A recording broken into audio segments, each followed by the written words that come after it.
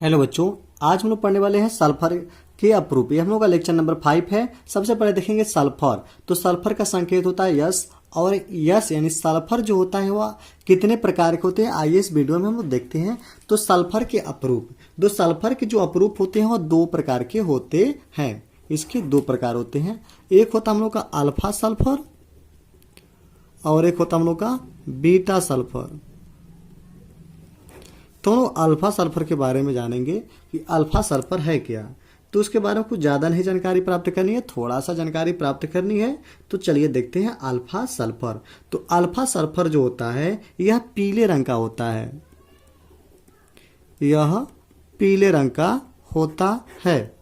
और जो पीला रंग होता है यह जो अल्फा सल्फर, इसका जो गलनांक होता है इसका 385.8 केल्विन इसका गलनांक होता है। बस इतना इसके बारे में जानना है। और भी देख लेते हैं इसमें, यह जो होता है जल में, जो यह है जल में अविलेय और कुछ मात्रा जो होती है बेंजीन, एल्कोहल और ईथर में विलय होते हैं। यह जल में अविलेय होता है, लेकिन तो वही बेंजीन या एल्कोहल कहिए, एल्कोहल और ईथर में विलय होता है। और जो यह है कार्बन डाइसल्फाइड में अल्फा सल्फर पूर्ण विलय होता है। अब हम लोग देखेंगे बीटा सल्फर। तो बीटा सल्फर के बारे में जानते हैं कि जो बीटा सल्फर होता है इसका जो गलनांक होता है,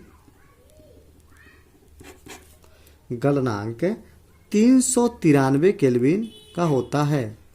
और यह कार्बन डाइसल्फाइड में भी क्या होता है, विलय हो जाता है। अब हम इसमें देखेंगे कि होता है अल्फा सल्फर और बीटा जो सल्फर होता है। तो बीटा जो सल्फर है, बीटा सल्फर बहुत अच्छी चीज हम लोग देखने जा रहे हैं। इसमें संक्रमण ताप देखेंगे, संक्रमण ताप बहुत इंपॉर्टेंट है सल्फर के अपरूप के लिए। संक्रमण ताप आखिर है क्या, ये संक्रमण ताप किसे कहेंगे। तो इसमें बीटा जो सल्फर होता है यह 369 केल्विन पर या इसके ऊपर के ताप पर अस्थायी होता है। 369 केल्विन के ऊपर के ताप पर अस्थायी होता है। और जैसे ही नीचे होगा, यदि इसका ताप 369 केल्विन से जैसे ही नीचे होगा तो अल्फा सल्फर बन जाएगा। वहीं जो अल्फा सल्फर जो होता है यह 369 केल्विन के नीचे के ताप पर जो होता है यह अल्फा सल्फर होता है। 369 केल्विन के जो नीचे का ताप होगा अल्फा सल्फर होगा। यदि इसका ताप 369 से यदि ऊपर जैसे हुआ तो बीटा सल्फर में क्या हो जाएगा, कन्वर्ट हो जाएगा। यानी कह सकते हैं कि अल्फा सल्फर और बीटा सल्फर की जो समान यानी जो अस्थाई जो ताप है, जो एक दूसरे में बदले नहीं, तो वह 369 केल्विन ताप पर दोनों के दोनों क्या हो जा रहे हैं, अस्थाई हो जा रहे हैं। और जिस ताप पर दोनों के दोनों अस्थाई हो जा रहे हैं उसी को कहते हैं संक्रमण ताप कहते हैं। अब इसमें एक और चीज देखेंगे कि जो हम लोग का अल्फा सल्फर और बीटा सल्फर, जो अल्फा सल्फर और बीटा सल्फर जो होते हैं यह S8 के अणु के रूप में पाए जाते हैं। अब रही बात, कहता है S8 की स्ट्रक्चर कैसी होती है, यानी अल्फा सल्फर या बीटा सल्फर की स्ट्रक्चर कैसे बनती है। तो हम जानते हैं कि जो हम लोग का अल्फा सल्फर या बीटा सल्फर होती है उसका structure crown shape, CROWN, crown shape, इसको ताज के आकार का मानते हैं, जिसका शुद्ध हिंदी होता है किरीटाकार, ताज के आकार का होता है। तो चलिए ताज के आकार का इसको बनाते हैं। तो एक होता है यहाँ से सल्फर जो होता है, इसके माध्यम से एक सल्फर यहाँ से जुड़ा होता है और एक सल्फर यहाँ जुड़ा होता है। इसके बाद यह सल्फर जुड़ा होता है यहाँ से और एक सल्फर जुड़ा होता है यहाँ से।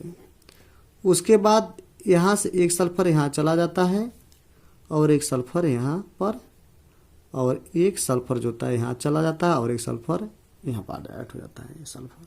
तो देख रहे हैं 1 2 3 4 5 6 7 8, यानी एस ऐड किए क्या हो गया, स्ट्रक्चर प्राप्त हुआ। यह हम लोग का क्राउन शेप है, ताज के आकार की इसकी रूपरेखा है यानी स्ट्रक्चर है।